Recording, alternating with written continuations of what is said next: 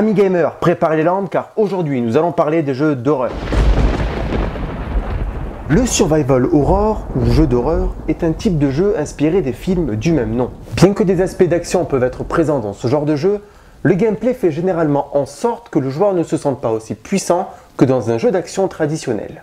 Et ce, en limitant par exemple la quantité d'énergie ou de munitions. Le joueur doit parfois résoudre des énigmes, chercher certains objets pour avoir accès à de nouvelles zones par exemple. Il est souvent confronté à des environnements obscurs et à des ennemis qui peuvent surgir de nulle part. Il faut savoir que le terme survival horror est utilisé pour la première fois en 1996 pour la sortie de Resident Evil. Jeu qui est lui-même influencé par des jeux d'horreur sortis auparavant, tels que Alone in the Dark en 1992, qui est considéré comme le père du survival horror moderne. Les jeux d'horreur se passent généralement dans des forêts ou des hôpitaux abandonnés, mais quelquefois dans l'espace, comme dans Dead Space. Dead Space est une série de jeux de tir à la troisième personne de genre survival horror dans un univers de science-fiction.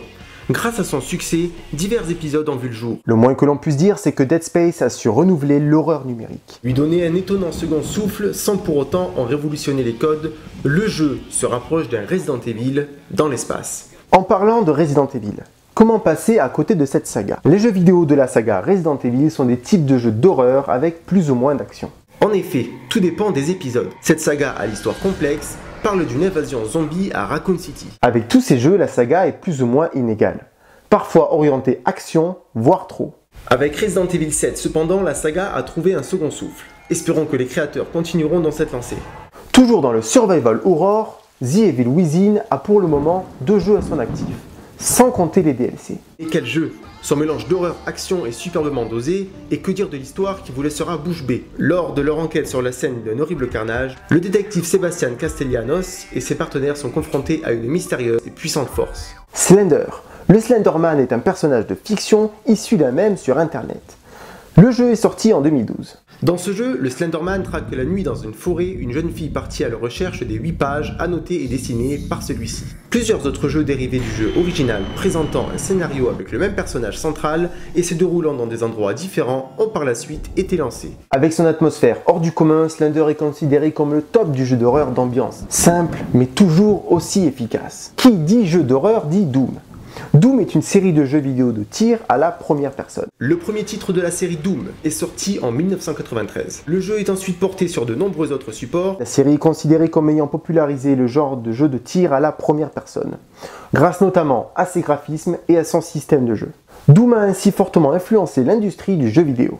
Peu avant le début de Doom, des expériences menées par l'armée provoquent l'ouverture d'un portail interdimensionnel avec l'enfer, permettant à une horde de créatures démoniaques d'envahir Phobos. Des Space Marines sont alors envoyés sur Phobos pour secourir les survivants. Vous incarnez l'un de ces Space Marines. Doom a ainsi fortement influencé l'industrie du jeu vidéo, son système de jeu ayant été repris dans de nombreux titres longtemps qualifiés de Doom-like. Until Dawn est un jeu à choix multiples. Le jeu est très bien reçu par la critique et les joueurs. Les graphismes, l'ambiance, le scénario, la modélisation des acteurs et leurs performances sont les points forts du jeu. Chaque partie sera unique car le joueur aura plusieurs choix au fil du jeu. Des choix qui changeront l'histoire elle-même. Alan Wake est un jeu vidéo de tir à la troisième personne. Moitié action, moitié horreur. Le jeu est sorti en 2010. Alan Wake mêle ainsi des séquences d'action de type survival horror dans les phases nocturnes et des éléments d'aventure pendant les phases diurnes. Ce jeu s'inspire des célèbres romans de Stephen King, le plus souvent Shining. Très représenté à cause des esprits maléfiques et des armes utilisées le plus souvent par les possédés, notamment des haches. Un jeu entre Twin Peaks et Silent Hill. En parlant de Silent Hill, le jeu est réputé pour avoir révolutionné le genre de jeu d'horreur par son approche psychologique de la peur. Il a connu un succès international. Le titre marque les débuts d'une longue série de jeux qui s'est poursuivie jusqu'en 2012.